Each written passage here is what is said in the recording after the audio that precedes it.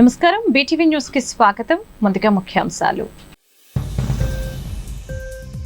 రాష్ట్ర ఆర్థిక పరిస్థితికి వచ్చిన డోకా ఏమీ లేదన్న సీఎం వైఎస్ జగన్. కోవిడ్ సంక్షోభాన్ని కూడా తట్టుకొని నిలబడ్డామని వెల్లడి. రాష్ట్ర ఆర్థిక పరిస్థితి బాగున్నా దొంగల ముఠ అసత్య ప్రచారాలు చేస్తుందని ఆగ్రహం. అసెంబ్లీలో టీడీపీ సభ్యుల తీరు పట్ల అసహనం వ్యక్తం చేసిన స్పీకర్ తమ్మినేని సీతారాం. అసెంబ్లీ అంటే టీడీపీకి గౌరవం లేదని ఆగ్రహం. ఒక రోజు పాటు తెలుగుదేశం సభ్యులను సస్పెండ్ చేస్తున్నట్లు ప్రకటన. ఎన్టీఆర్ జిల్లాలో మోడల్ ప్రాజెక్టు కింద ప్రోటీన్ రిచ్ పౌడర్ను అందించనున్నామన్న కలెక్టర్ ఢిల్లీరావు. 6 నెలల పాటు ఈ కార్యక్రమం కొనసాగుతుందని వెల్లడి.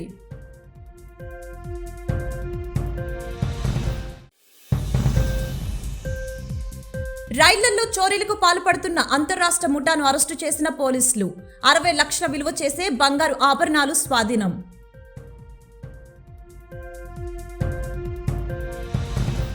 రాష్ట్ర ఆర్థిక పరిస్థితికి వచ్చిన డోకా ఏమీ లేదని, కోవిడ్ సంక్షోభాన్ని కూడా తట్టుకొని నిలబడ్డామని సీఎం జగన్ పేర్కొన్నారు. రాష్ట్ర ఆర్థిక వ్యవస్థ బాగున్నా ఓ దొంగల ముఠ దుష్ప్రచారం చేస్తుందని దుయ్యబట్టారు. దేశంలో 4 రాష్ట్రాల్లోనే జీడీపీ పెరుగుదల నమోదైందని, 4 రాష్ట్రాల్లో ఆంధ్రప్రదేశ్ ఒకటని చెప్పడానికి గర్వపడుతున్నానని సీఎం వ్యాఖ్యానించారు. రాష్ట్ర ఆర్థిక వ్యవస్థకు వచ్చిన డోకా ఏమీ లేదని ముఖ్యమంత్రి వైఎస్ జగన్మోహన్ రెడ్డి స్పష్టం చేశారు. ఆంధ్రప్రదేశ్ అసెంబ్లీలో శుక్రవారం పెట్టుబడులు, పారిశ్రామిక ప్రగతిపై జరిగిన చర్చలో సీఎం మాట్లాడుతూ తప్పుడు కేసులతో కొన్ని శక్తులు పథకాలను అడ్డుకుంటున్నాయని మండిపడ్డారు. కోవిడ్ తో సహా ఎన్నో సవాళ్లు ఎదురైనా మన ఆర్థిక వ్యవస్థ అద్భుతంగా ఉందని తెలిపారు. 98.4% హామీలు అమలు చేసిన ప్రభుత్వంగా నిలిచామని, రాష్ట్ర ఆర్థిక వ్యవస్థ బాగున్నా ఓ దొంగల ముఠ దుష్ప్రచారం చేస్తుందని దుయ్యబట్టారు. గోబెల్స్ ప్రచారంలో భాగంగా అబద్దాలను నిజమని నమ్మించే ప్రయత్నం చేస్తున్నారని ఆగ్రహం వ్యక్తం చేశారు. రాష్ట్ర జీడీపీ పెరుగుదల గతంలో కంటే బాగుందని సీఎం పేర్కొన్నారు. కోవిడ్ సంక్షోభాన్ని తట్టుకొని నిలబడ్డామని అన్నారు. కోవిడ్ దెబ్బకు దేశాల్లో జీడీపీ తగ్గిపోయిందని, దేశంలో పలు రాష్ట్రాల్లోనూ జీడీపీ తగ్గిందని, 2018 నుంచి 18లో జీడీపీ 5.36 ఉంటే ఇప్పుడు 6.89% ఉందని తెలిపారు.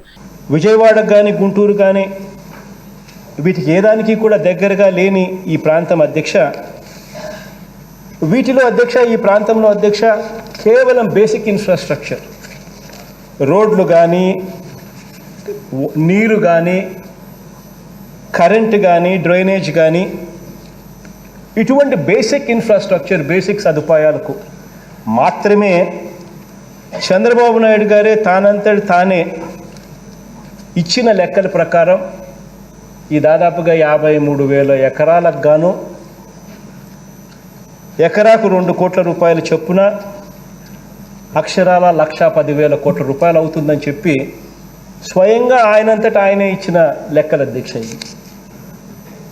అధ్యక్ష, మరి కేవలం 53,000 ఎకరాలు అంటే దాని అర్థం కేవలం 8 కిలోమీటర్ల రేడియస్, కేవలం 8 కిలోమీటర్స్ రేడియస్లో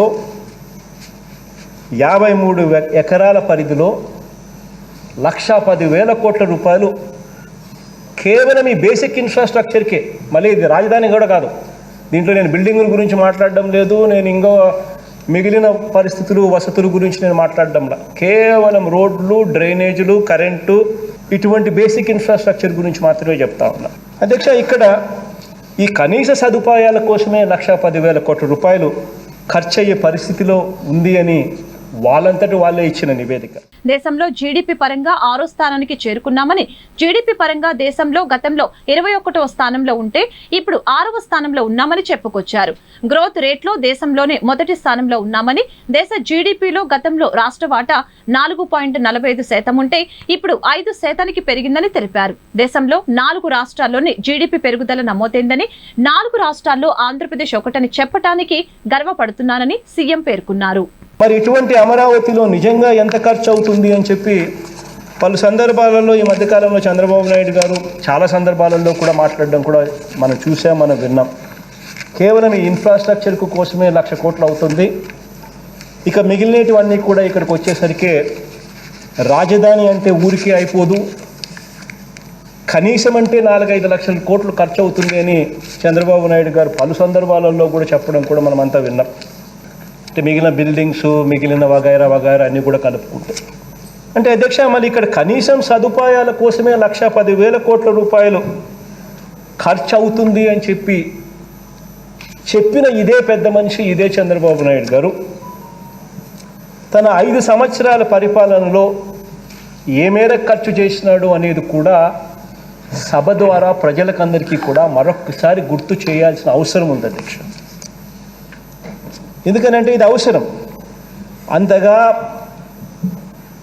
ఒక మనిషి భ్రమలు కల్పించి, డిజైన్స్ చూపించి, గ్రాఫిక్స్ చూపించి మోసం చేస్తే 420 కేసు పెట్టాలి వాస్తవం చెప్పాలంటే. అధ్యక్ష మరి అటువంటి ఇదే పెద్ద మనిషి ఆ 5 సంవత్సరాలలో తాను ఎంత ఖర్చు చేసినాడు అని చెప్పి ఒక్కసారి గమనించినట్టయితే అధ్యక్ష 5 సంవత్సరాలలో 5,674 కోట్ల రూపాయలు మాత్రమే ఖర్చు చేసి బకాయిలుగా కూడా కట్టకుండా మరో 2,297 కోట్లు. అసెంబ్లీలో సభ్యుల హక్కులను టీడీపీ హరిస్తోందని, అసెంబ్లీ అంటే టీడీపీకి గౌరవం లేదని స్పీకర్ తమ్మినేని సీతారాం ఆగ్రహం వ్యక్తం చేశారు. టీడీపీ సభ్యుల తీరును ప్రజలు గమనించాలని, ఎప్పుడూ ఇదే విధంగా వ్యవహరిస్తున్నారని మండిపడ్డారు. టీడీపీ సభ్యులను సభ నుంచి ఒక్కరోజు పాటు సస్పెండ్ చేశారు. పెరిగిన ధరలపై టీడీపీ సభ్యుల ఆందోళనతో ఏపీ అసెంబ్లీలో గందరగోళ పరిస్థితి నెలకొంది. దీంతో స్పీకర్ తమ్మినేని సీతారాం తీవ్ర ఆగ్రహం వ్యక్తం చేస్తూ ఒకరోజు పాటు టీడీపీ ఎమ్మెల్యేలను సభ నుండి సస్పెండ్ చేస్తూ వారిని బయటకు తోసేయండంటూ మార్షల్స్ కు ఆదేశాలు జారీ చేశారు. మొత్తం 13 మంది టీడీపీ ఎమ్మెల్యేలను సస్పెండ్ చేస్తున్నట్లు స్పీకర్ ప్రకటించారు. నిత్యావసర ధరలపై టీడీపీ సభ్యులు ఇచ్చిన వాయిదా తీర్మానాన్ని స్పీకర్ తిరస్కరించారు. దాంతో టీడీపీ సభ్యులు స్పీకర్ పోడియంను చుట్టుముట్టారు. బాదుడే బాదుడు అంటూ నినాదాలు చేశారు. పెరిగిన ఛార్జీలు, పన్నులపై చర్చకు టీడీపీ పట్టుపట్టింది. దీంతో సభలో గందరగోళ పరిస్థితి చోటు చేసుకోవడంతో స్పీకర్ వారిపై సస్పెన్షన్ వేటు వేశారు. టీడీపీ సభ్యులకు ప్రతిరోజు ఇదొక అలవాటుగా మారిందని, మీ దుష్ప్రవర్తన వల్లే సస్పెండ్ చేస్తున్నట్లు తెలిపారు. ప్రతిరోజు ఇదొక వ్యాపకం అయిపోయిందా మీకు? ఇంతకంటే వ్యాపకం లేదా మీకు అంటూ మండిపడ్డారు. ఫుల్ దెమ్ అవుట్ అంటూ మార్షల్స్ కు స్పీకర్ ఆదేశించారు. స్పీకర్ తీరుపై టీడీపీ సభ్యులు ఆగ్రహించారు. ప్రతిరోజు ఇది ఒక వ్యాపకం మీకు? ఎంతకంటే వ్యాపకం లేదా మీకు? ఎంతకంటే మీకు వ్యాపకం లేదా?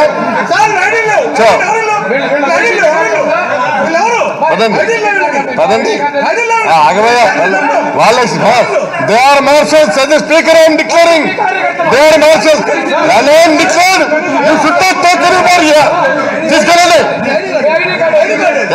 ఐడి కార్డు లేదు, పీడీ కార్డు లేదు.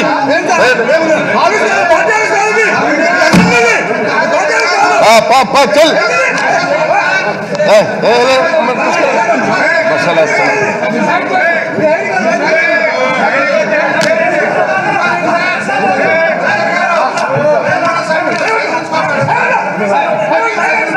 దయచేయండి. మంచిది మంచిది. ఎంత గౌరవం ఇచ్చారో మీకు తెలుసు కదా. చల్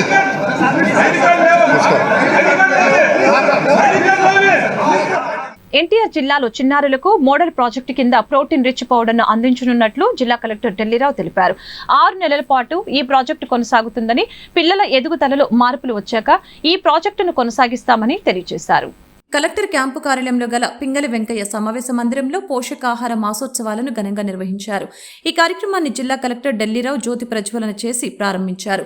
తొలుత స్టాల్స్ నందు ఏర్పాటు చేసిన పోషకాహార పదార్థాలను రుచి చూశారు. అనంతరం ఆయన మాట్లాడుతూ సెప్టెంబర్ మాసాన్ని పోషణ్ మాసంగా నిర్వహిస్తున్నట్లు పేర్కొన్నారు. పోషణ్ అభినయన్ కార్యక్రమంలో భాగంగా న్యూట్రిషన్స్ ఆహారంపై వివిధ స్వచ్ఛంద సంస్థలు, అధికారుల సమన్వయంతో అవగాహన కల్పిస్తున్నామని తెలిపారు. మార్పు సంస్థ సహకారంతో మోడల్ ప్రాజెక్టుగా మానసిక వైకల్యం గల పిల్లలకు ప్రోటీన్ రిచ్ పౌడర్ అందిస్తామని తెలిపారు. 6 నెలల పాటు ఈ ప్రాజెక్టు కొనసాగుతుందని, పిల్లల ఎదుగుదలలో మార్పులు వచ్చాక ఈ ప్రాజెక్టును కొనసాగిస్తామని పేర్కొన్నారు. ప్రతి సంవత్సరం కూడా సెప్టెంబర్ మాసంలో మనం ఈ పోషణ్ మాసంగా అనేటువంటిది జరుపుకుంటున్నాం.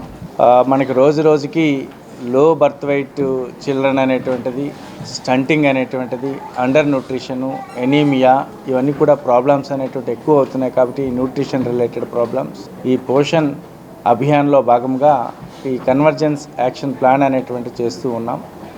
మనకి ఈరోజు ఒక న్యూట్రిషియస్ ఫుడ్ యొక్క ఇంపార్టెన్స్ అనేటువంటిది మనకి చెప్పడానికి ఇటు ప్రెగ్నెంట్ మదర్స్ అవ్వచ్చు, అదేవిధంగా ప్రెగ్నెంట్ ఉమెన్ అవ్వచ్చు, లాక్టేటింగ్ మదర్స్ అవ్వచ్చు, అడాలసెంట్ గర్ల్స్ అవ్వచ్చు, చిల్డ్రన్ అవ్వచ్చు, వీళ్ళందరికీ కూడా ఇప్పుడే చూసాం డిఫరెంట్ ఫుడ్ ఐటమ్స్ అనేటువంటివి ఎలా చేయొచ్చు ఏమిటి అనేటువంటిది చూడ్డానికైతే చాలా చక్కగా అనేటువంటివి ఉన్నాయి. సో ఒక న్యూట్రిషన్తో కూడుకున్నటువంటి ఒక కార్యక్రమం కూడా అది కూడా అతి త్వరలో అనేటువంటి ఇనాగ్రేట్ చేయబోతున్నాం. మన మార్పు అదేవిధంగా ఈరోజు చేస్తున్నాం, ఇప్పుడే చేస్తున్నాం. మన మార్పు అదేవిధంగా మన సెయింట్ తెరీసా న్యూట్రిషన్ స్పెషలిస్ట్ అంతా కలిపి అనేటువంటిది ఈరోజు మనం 100 వరకు స్టూడెంట్స్ ఒక మాల్ నరిష్డ్ అనేటువంటి చిల్డ్రన్ అనేటువంటి తీసుకుంటున్నాము.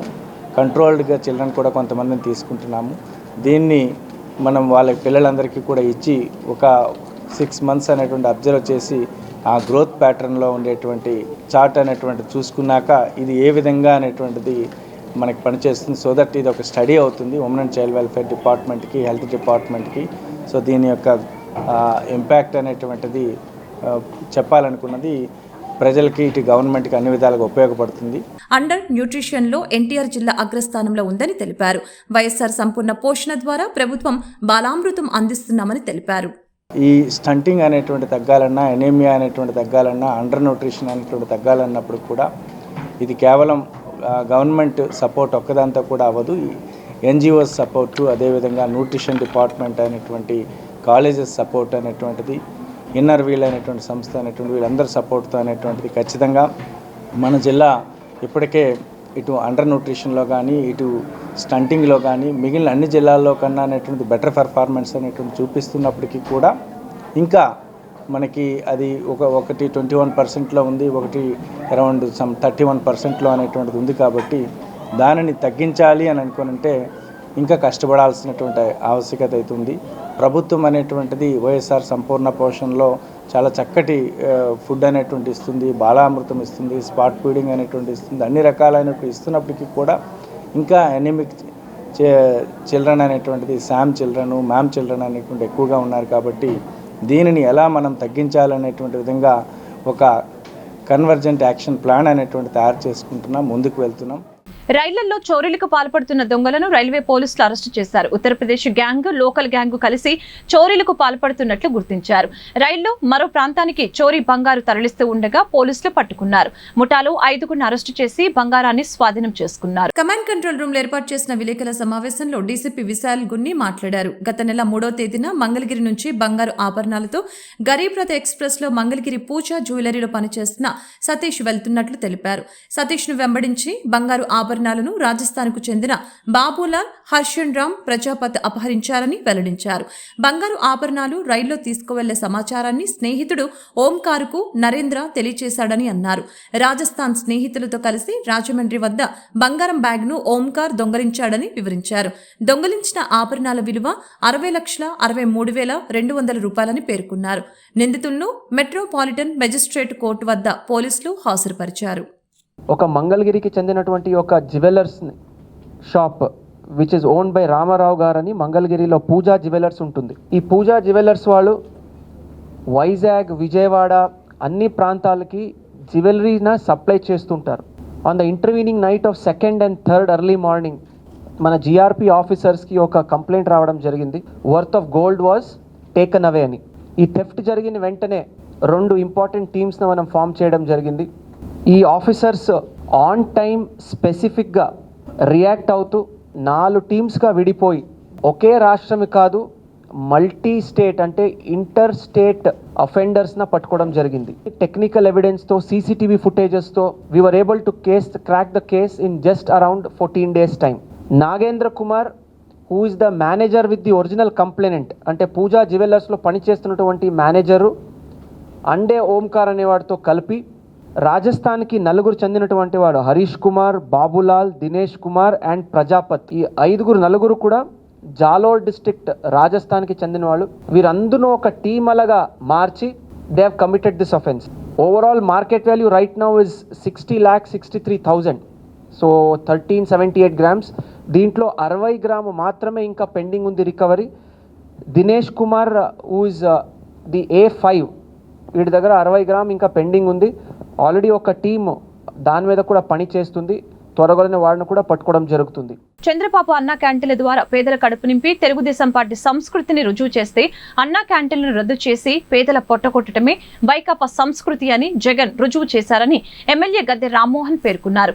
ప్రభుత్వం అన్నా క్యాంటీన్లను ప్రారంభిస్తుందని ఎదురు చూస్తున్నామని, కానీ జగన్ ప్రభుత్వంలో ఎటువంటి మార్పు రాని పక్షంలో ఎన్టీఆర్ శత జయంతి ఉత్సవాల సందర్భంగా తెలుగుదేశం పార్టీని అన్నా క్యాంటీన్లు సొంతంగా నిర్వహించి పేదలకు భోజనం పెడుతుందని అన్నారు. 6వ డివిజన్ మారుతినగర్ పెట్రోల్ బంకు వద్ద ఎన్టీఆర్ శత జయంతి ఉత్సవాల సందర్భంగా మొబైల్ అన్నా క్యాంటీన్ ద్వారా ఏర్పాటు చేసిన అన్నదాన కార్యక్రమాన్ని ఎమ్మెల్యే గద్దె రామ్మోహన్ ప్రారంభించారు. ఈ కార్యక్రమంలో 300 మందికి అన్నదానం చేశారు. ఈ అన్నదాన కార్యక్రమానికి ఉన్న నరసింహారావు ఆర్థిక సహాయం అందించారు. ఈ సందర్భంగా ఎమ్మెల్యే గద్దె రామ్మోహన్ మాట్లాడుతూ, గతంలో చంద్రబాబు ఒక మంచి ఉద్దేశంతో పేదలు, కార్మికులు వివిధ పనుల మీద నగరానికి వచ్చి భోజనానికి ఇబ్బంది పడకుండా ఉండాలని అతి తక్కువ ధరకు స్వచ్ఛమైన భోజనం అందించారని అన్నారు. ఎంతో మంది కార్మికులు పనులు చేసుకుని వారికి వచ్చిన కూలీ డబ్బులను భోజనానికి ఖర్చు చేయకుండా 5 రూపాయలతో అన్నా క్యాంటీన్ల ద్వారా వారి కడుపు నింపుకొని ఆ డబ్బులను కుటుంబ అవసరాల కోసం సద్వినియోగం చేసుకునేవారని అన్నారు. ప్రతి అన్నా క్యాంటీన్లో కూడా ఉదయం టిఫిన్, మధ్యాహ్న భోజనం, రాత్రి భోజనంతో కలిపి రోజుకు 1300 మంది వరకు కడుపు నింపేవారని తెలిపారు. ఉన్నం నరసింహరావు గారి సహకారంతో ఈ రోజున అన్నా క్యాంటీన్ని 6వ డివిజన్లో ఏర్పాటు చేసుకోవడం జరిగింది. నారా చంద్రబాబు నాయుడు గారు ఒక మంచి ఉద్దేశంతో విజయవాడ లాంటి పట్టణాల్లో అనేక మంది కార్మికులు, చిన్న పెద్ద కార్మికులు, అదేవిధంగా ఇతర గ్రామాల నుంచి కానీ ఇతర ప్రాంతాల నుంచి కానీ ఇక్కడికి ఇచ్చేసి పనుల కోసం ఇచ్చేసి వాళ్ళకి భోజనం కోసం వందలాది రూపాయలు ఖర్చు కాకుండా కేవలం 5 రూపాయలతో భోజనం చేసి వాళ్ళు పనులు చూసుకుని వాళ్ళు ఏదైనా సంపాదించుకుంటే ఆ సంపాదనని ఇంటికి తీసుకువెళ్ళి కుటుంబ సభ్యుల కోసం, పిల్లల కోసం, భార్య కోసం ఖర్చు పెట్టే పరిస్థితి కల్పించాలని చెప్పి ఒక మంచి ఉద్దేశంతో అన్నా క్యాంటీన్ ఏర్పాటు చేయడం జరిగింది. జగన్మోహన్ రెడ్డి గారు అధికారంలోకి వచ్చిన తర్వాత ఇదే అన్నా క్యాంటీన్ని నిర్దాక్షిణ్యంగా మూసేశాడు ఆయన. చంద్రబాబు గారు ఒక మంచి వాతావరణంలో ఒక 5 స్టార్ హోటళ్ళకి ఏమాత్రం తీసిపోకుండా ఉండే విధంగా బిల్డింగ్ నిర్మాణాలు చేశారు. ప్రత్యేకంగా ఇటు కోసం అన్నా క్యాంటీన్ కోసం మొజాయిక్ ఫ్లోరింగు, స్టెయిన్లెస్ స్టీల్ బల్లలు, అక్కడ సప్లై చేసే వాళ్ళందరూ కూడా మంచి హెల్త్ కాన్సెప్ట్తో మాస్కులతో పాటు యాప్రాన్స్ ఇవన్నీ కూడా ఒక చక్కటి వాతావరణం ఏర్పాటు చేశారు. సభలో చంద్రబాబు గారు ప్రతిమలు అడిగారు ఈ ప్రభుత్వాన్ని, మీరు అన్నా అంటే ఎన్టీ రామారావు గుర్తొస్తారు కాబట్టి మీకు అలాంటి అభ్యంతరం ఏమైనా ఉంటే మీ ఇష్టం వచ్చిన పేరు పెట్టుకోండి, కానీ పేదవారి కడుపు మాత్రం కొట్టమాకండి, వాళ్ళకి అన్నం పెట్టండి, 5 రూపాయలకి భోజనం పెట్టండి వాళ్ళకని చెప్పి ఆయన అడగటం జరిగింది. పేదలకు ఉపయోగపడే అన్న క్యాంటీన్లను పునఃప్రారంభించాలని అసెంబ్లీలో చంద్రబాబు వైసీపీ ప్రభుత్వాన్ని బతిమాలాడని, అన్నా అంటే ఎన్టీఆర్ పేరు గుర్తుకు వస్తుందనుకుంటే పేరు మార్చుకోనైనా పేదల కడుపు నింపాలని చంద్రబాబు కోరినట్లు తెలిపారు. ప్రభుత్వం నుంచి స్పందన లేకపోవడంతో టీడీపీ తరపున తామే అన్నా క్యాంటీన్లను నడుపుతున్నామని అన్నారు.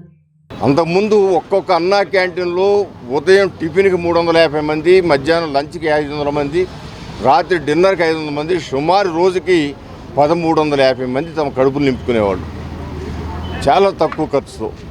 మరి ఇవాళ అలాంటిది లక్షలాది మంది కడుపు కుట్టిన వ్యక్తి జగన్మోహన్ రెడ్డి గారు.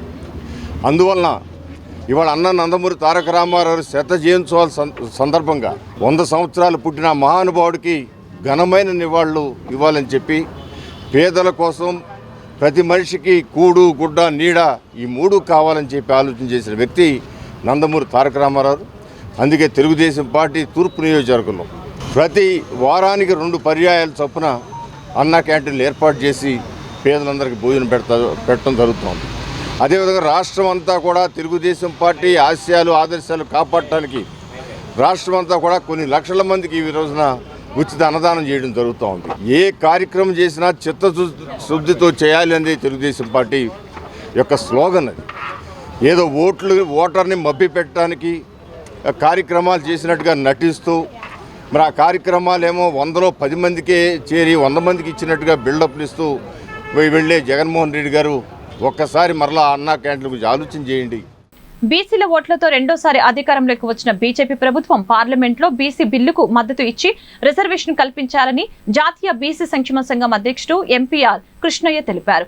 పటమట ఆర్టీసీ కాలనీలోని బీసీ సభల్లో వారికి సంఘం రాష్ట్ర కార్యాలయంలో 25 కుల సంఘాలతో ఆయన సమావేశం నిర్వహించారు. ఈ సందర్భంగా కృష్ణయ్య మాట్లాడుతూ రాజకీయ రిజర్వేషన్లతోనే బీసీల అభ్యున్నతి సాధ్యమవుతుందని చెప్పారు. ప్రత్యేక మంత్రిత్వ శాఖను ఏర్పాటు చేసి 2 లక్షల కోట్లతో ప్రత్యేక అభివృద్ధి పథకం ప్రకటించాలని అన్నారు. స్వతంత్రం వచ్చి 75 ఏళ్ళు గడుస్తుంది. కానీ ఈ దేశంలో ఉన్న 56% ప్రజలకు మానవ హక్కులు, రాజ్యాంగబద్ధమైన హక్కులు ఇవ్వకుండా వీరి యొక్క అభివృద్ధిని కేంద్ర ప్రభుత్వం అడ్డుకుంటుంది. అందుకే కేంద్ర ప్రభుత్వం మీద చాలా రోజులుగా పోరాటం చేస్తున్నాం. పార్లమెంటులో బీసీ బిల్లు పెట్టి చట్టసభల్లో బీసీలకు 50% రిజర్వేషన్లు పెట్టాలని, అదేవిధంగా కేంద్రంలో బీసీలకు ప్రత్యేక మంత్రిత్వ శాఖ ఏర్పాటు చేసి బీసీల యొక్క ఆర్థిక అభివృద్ధికి, అదేవిధంగా మిగతా అన్ని రంగాల్లో విద్య, ఉద్యోగ, ఆర్థిక, రాజకీయ అభివృద్ధికి ప్రత్యేకమైనటువంటి చర్యలు తీసుకోవాలని చెప్పి చాలా రోజులుగా డిమాండ్ చేస్తున్నాం. ప్రత్యేకంగా బీజేపీ పార్టీని నేను ప్రశ్నిస్తున్నా. బీజేపీ పార్టీ ఒక గొప్ప నాయకుడిని ఈ దేశానికి ప్రధానమంత్రిని అందించారు. న్యాయస్థానాల్లో జడ్జీల నియామకాల్లోనూ ఎస్సీ, ఎస్టీ, బీసీలకు రిజర్వేషన్లు ప్రవేశపెట్టాలని సూచించారు. స్థానిక సంస్థల్లో రిజర్వేషన్ 34% నుండి 50% పెంచాలని డిమాండ్ చేశారు. పార్లమెంట్లో బీసీ బిల్లుకు రాష్ట్రాల ముఖ్యమంత్రులను మద్దతుగా అన్ని కలుస్తామని, అన్ని పార్టీల మద్దతు తీసుకుంటామని చెప్పారు. హైకోర్టు, సుప్రీంకోర్టు, జ్యుడిషియరీ లోపల కూడా ఎస్సీ, ఎస్టీ, బీసీలకు జనాభా ప్రకారం రిజర్వేషన్లు కల్పించాలి. ఇంతవరకు సుప్రీంకోర్టు జస్టిస్ కానీ, చీఫ్ జస్టిస్లు కానీ బీసీ, ఎస్సీ, ఎస్టీ, మైనార్టీలు ఎవరు కాలేదు. ఏ ఒక్కరో ఇద్దరు అట్లా నామకే వస్తాయారు. కాబట్టి మీ దయా దాక్షిణ్యం మాకు అవసరం లేదు. మేము ఓట్లు వేస్తున్నాం, అధికారం ఇస్తున్నాం, మేము కష్టపడి పనిచేస్తున్నాం, దేశ సంపద సృష్టిస్తున్నాం, మేము పన్నులు కడుతున్నాం, కేంద్ర బడ్జెట్ తయారవుతుంది. ఇందులో మా వాటా ఏదని చెప్పి ఈ దేశ ప్రజలందరూ, అన్ని సామాజిక వర్గాల ప్రజలు అడుగుతున్నారు. కాబట్టి కేంద్ర ప్రభుత్వం బీసీ వ్యతిరేక వైఖరిని మార్చుకోవాలి. బీసీలు ఈ దేశవాసులు, అందరికీ కూడా మానవ హక్కులు ఇవ్వాలి. అభివృద్ధి చెందటానికి మేమేం అడుగుతున్నాం? తిని పండుతామని అడుగుతలేం. మా యొక్క తెలివితేటలు, మా యొక్క ప్రతిభ, మా యొక్క శక్తి సామర్థ్యాలు ఈ సమాజ అభివృద్ధికి ఉపయోగించాలి. విజయవాడ ఎంబీవీకే భవన్ నందు విజయవాడ హాకర్స్ తోపుడు బండ్ల యూనియన్ 8వ నగర మహాసభ జరిగింది. ఈ సభలో నగరంలోని హాకర్లు, సిఐటియు నాయకులు పాల్గొన్నారు. ఈ సందర్భంగా హాకర్ల యూనియన్ అధ్యక్షులు మురళి సభ తీర్మానాలను ప్రవేశపెట్టారు.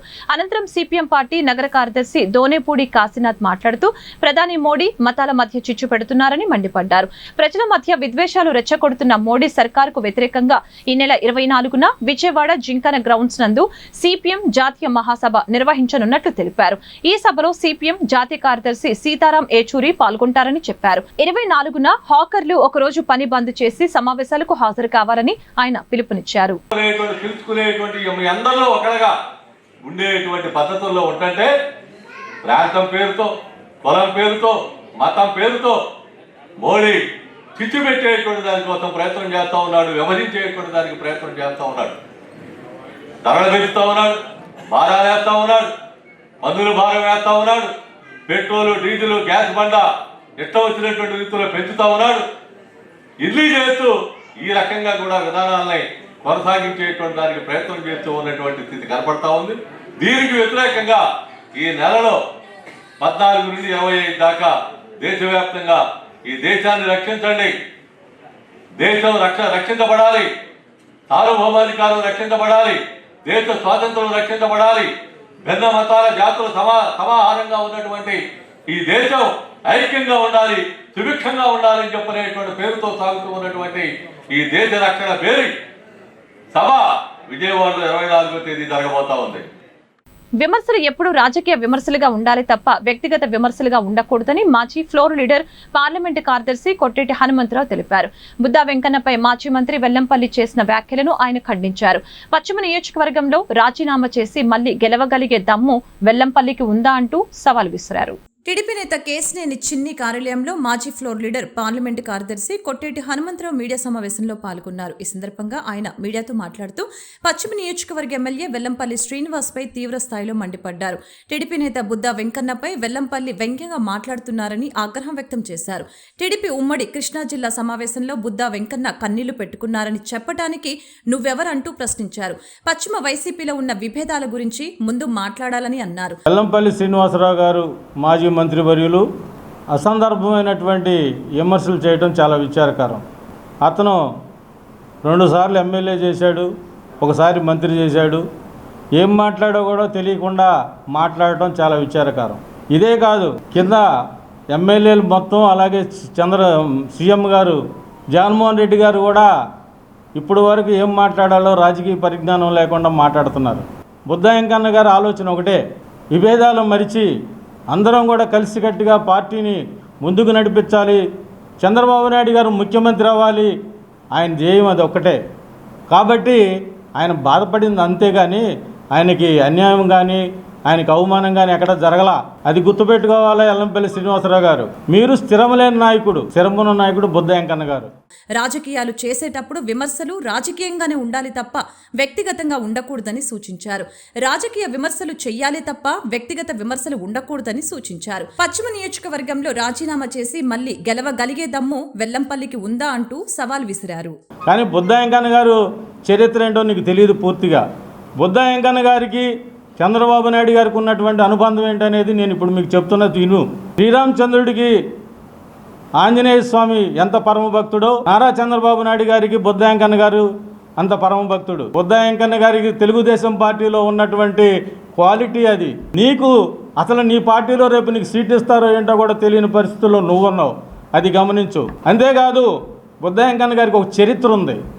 ఎందుకంటే కొన్ని కోట్ల మంది వాళ్ళ మరి కనకదుర్గ ఫ్లైఓవర్ మీద నడుస్తున్నారంటే ఆయన ఉద్యమం ద్వారా పుట్టినటువంటిది అది అనేది మాత్రం తెలియజేస్తున్నాం. అంటే పార్టీలు మారుతాం తప్ప నీకు వేరే చరిత్ర అయితే లేదు.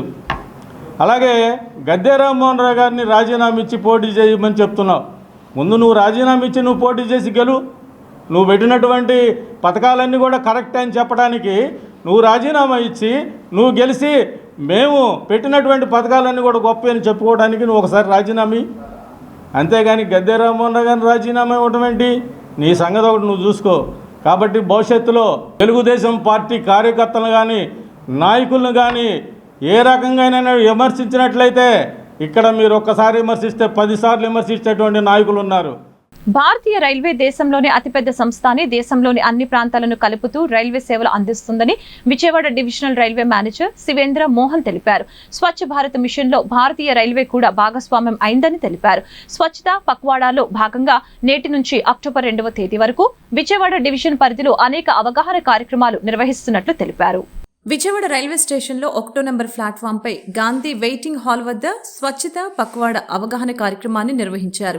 Vijayawada divisional railway manager Shivendra Mohan కార్యక్రమాన్ని ప్రారంభించారు. ప్లాస్టిక్ వాడకం వల్ల పర్యావరణానికి కలిగే నష్టం, ప్లాస్టిక్ ప్రత్యామ్నాయ ఉత్పత్తుల వాడకం, పరిసరాల పరిశుభ్రత అంశాలపై విద్యార్థులు నాటకాన్ని, నృత్య రూపకాన్ని ప్రదర్శించారు. కాగితంతో సంచులు తయారు చేసిన విద్యార్థులకు బహుమతులు అందజేశారు. విజయవాడ రైల్వే డివిజన్ తరపున క్లాత్ బ్యాగులను పంపిణీ చేశారు. వైద్య శిబిరాన్ని ప్రారంభించి రక్తపోటు పరీక్షలు చేయించుకున్నారు. ఈ సందర్భంగా Vijayawada divisional railway manager Shivendra Mohan మాట్లాడుతూ ప్రతి ఏటా సెప్టెంబర్ 3వ వారంలో దేశంలో స్వచ్ఛత పక్వాడాను నిర్వహించడం జరుగుతుందని తెలిపారు. నేటి నుంచి అక్టోబర్ 2వ తేదీ వరకు కార్యక్రమాలు నిర్వహిస్తారని అన్నారు. ప్లాస్టిక్ సౌకర్యంగా ఉంటుందని, అన్నిటికీ వాడుతున్నారని, కానీ ఎక్కువగా వాడటం వల్ల పర్యావరణానికి నష్టం కలుగుతుందని అన్నారు. సింగిల్ యూజ్ ప్లాస్టిక్ బ్యాగులు ఎక్కువగా వాడి పడేయటం వల్ల డ్రైన్లు, కాల్వలు బ్లాక్ అయ్యి కాలుష్యానికి కారణమవుతున్నాయని తెలిపారు. అందుకని ప్రభుత్వం సింగిల్ యూజ్ ప్లాస్టిక్ ను నిషేధించిందని తెలిపారు. Swachh Bharat mission was launched by Honorable Prime Minister of India on 2nd October 2014. From that date, every year India is observing this Swachhata Pakhwada from the 3rd week of September and culminating in final event on 2nd October. Indian Railways is one of the largest organizations in the country which connects far ends of our vast country, and Indian Railways have also joined with full enthusiasm this Swachh Bharat mission in form of Swachh Rail, Swachh Bharat. Today we are starting with this awareness drive with Prabhat Ferry pledge taking, Swachhta pledge, some Nukkad Natak to generate awareness, tree plantation was used for many purposes because it was convenient. However, with too much increasing use of the plastic, it has become a threat to environment. Our drains are clogged, our animals, flora and fauna, they are suffering. 40 microns పైన ఉన్న plastic carry బ్యాగులు మాత్రమే వినియోగానికి అనుమతించబడుతున్నట్లు తెలిపారు. Plastic ప్రత్యామ్నాయం కూడా ఆలోచించాలని, భూమిలో త్వరలో కరిగిపోయేది, ఎక్కువసార్లు వాడేందుకు ఉపయోగపడే ఉత్పత్తులను వాడాలని అన్నారు. రీసైక్లింగ్ కి అవకాశం ఉన్న వాటిని వాడాలని తెలిపారు. Plastic problem is that it is not degradable and it generates the habit of use and throw. People are using it and then throwing it in the dustbin. Too much plastic is getting piled up. So government started with single-use plastic ban first, starting with 40 micron. It was increased to 50 micron. Now I think it is increased to up to 100 micron also. We should look for alternate material, biodegradable material,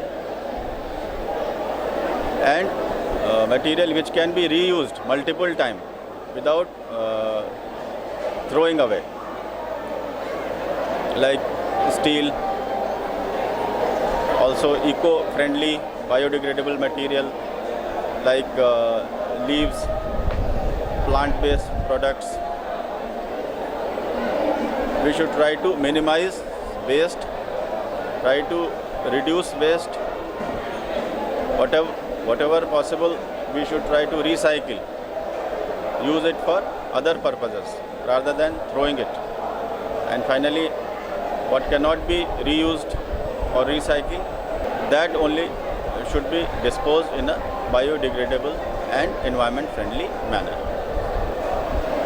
I hope our activities during this Pakhwada will generate awareness among the public as well as our staff.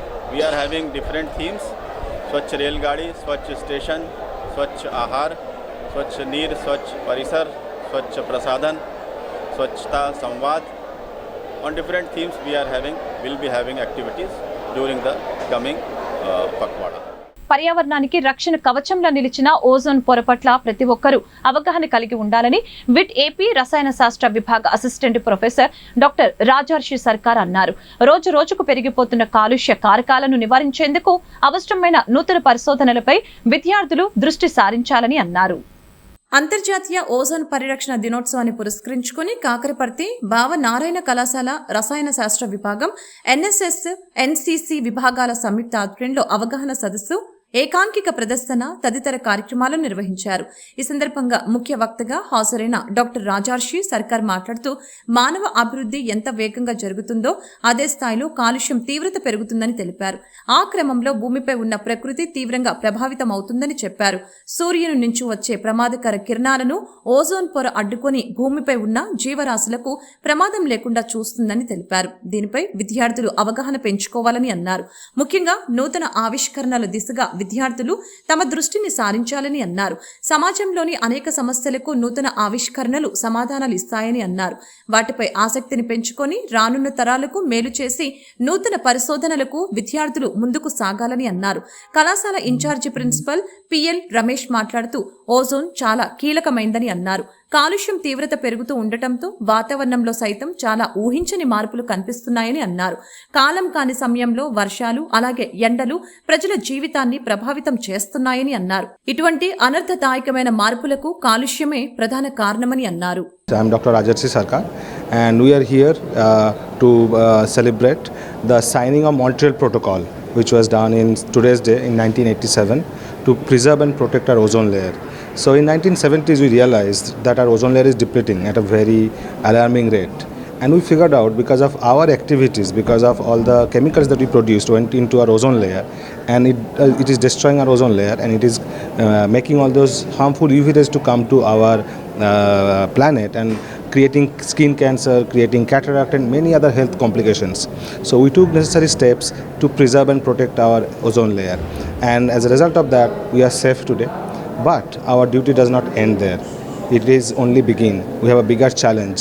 We have to preserve and protect ozone layer, but we have to preserve and protect our climate also. Our global climate is changing because of our human activities. So all the steps that we're going to take today is going to preserve and protect our future generation. So we have a huge responsibility not only to develop, not only to grow, but also in a responsible, sustainable manner. And I think in that context, today's event, which is organized by the KBN College, is of huge importance, so that the future generation knows their responsibility, understand what is right, what is wrong, be aware, make others aware, so that we all can live in this planet happily, peacefully and healthily. వార్తలు ముగించే ముందు ముఖ్యాంశాలు మరొకసారి. రాష్ట్ర ఆర్థిక పరిస్థితికి వచ్చిన డోకా ఏమీ లేదన్న సీఎం వైఎస్ జగన్. కోవిడ్ సంక్షోభాన్ని కూడా తట్టుకొని నిలబడ్డామని వెల్లడి. రాష్ట్ర ఆర్థిక పరిస్థితి బాగున్నా దొంగల ముఠా అసత్య ప్రచారాలు చేస్తుందని ఆగ్రహం. అసెంబ్లీలో టీడీపీ సభ్యుల తీరు పట్ల అసహనం వ్యక్తం చేసిన స్పీకర్ తమ్మినేని సీతారాం. అసెంబ్లీ అంటే టీడీపీకి గౌరవం లేదని ఆగ్రహం. ఒక రోజు పాటు తెలుగుదేశం సభ్యులను సస్పెండ్ చేస్తున్నట్లు ప్రకటన. ఎన్టీఆర్ జిల్లాలో మోడల్ ప్రాజెక్టు కింద ప్రోటీన్ రిచ్ పౌడర్ను అందించనున్నామన్న కలెక్టర్ ఢిల్లీరావు. 6 నెలల పాటు ఈ కార్యక్రమం కొనసాగుతుందని వెల్లడి.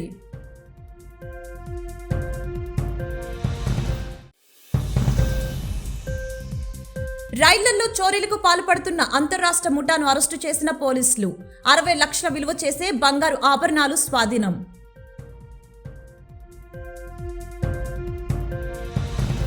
ఈ వార్తలు ఇంతటితో సమాప్తం. మరొక బులెటిన్ మళ్ళీ కలుద్దాం. నమస్కారం.